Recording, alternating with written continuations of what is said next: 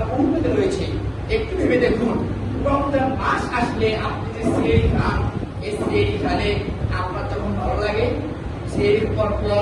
জ্বর পর্যন্ত আপনাকে মনটা ভালো লাগে, জ্বর থেকে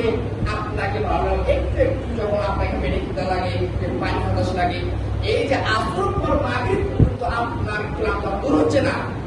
এক মিনিটের সময়ের জন্য, এক সেকেন্ডের সময়ের জন্য আপনার পেট ভরে যাচ্ছে। আর কখন জ্ঞান পাবো, আপনাকে ইফতারের সামনে আপনি কত কিছু করেন না, কখন যে খাবো, কখনোভাবে এই জাহান্নাম আপনার জন্য হুল পেতে রয়েছে, জাহান্নাম খিদা দিয়ে গেছে, জাহান্নাম হার হয়ে আছে, আপনি মরবেন, আপনি চলে যাবেন, নিরাশ হয়ে যাবেন। অন্যভাবে জাহান্নাম এইরকম হয়ে আছে, এত সংকট কিন্তু জাহান্নাম যে আপনি কখন আপনার কাছে জাহান্নাম এইরকম করে দিচ্ছে। দেখেন, আপনি একটু কারণে আপনার কখন মনে হচ্ছে যে কখন ভাত খাবো, কখন পানি খাবো, যে আপনার পরিবার দুনিয়ার ব্যবস্থা 1 মিনিট আছে, অথচ আপনি সারাদিন আপনি এক মিনিটে সহ্য হচ্ছে না, কখনো ভাবে জাহান্নাম 1 মিনিটে সহ্য হচ্ছে, 1 সেকেন্ডের সময় হচ্ছে, আপনার জন্য বসে আছে। সম্মানিত উপস্থিতি, আজকে আপনি যে বিশৃঙ্খলা করতেছেন, আজকে আপনি যে ইসলামের শরীয়তের বাইরে যে কাজকর্মগুলো করতেছেন,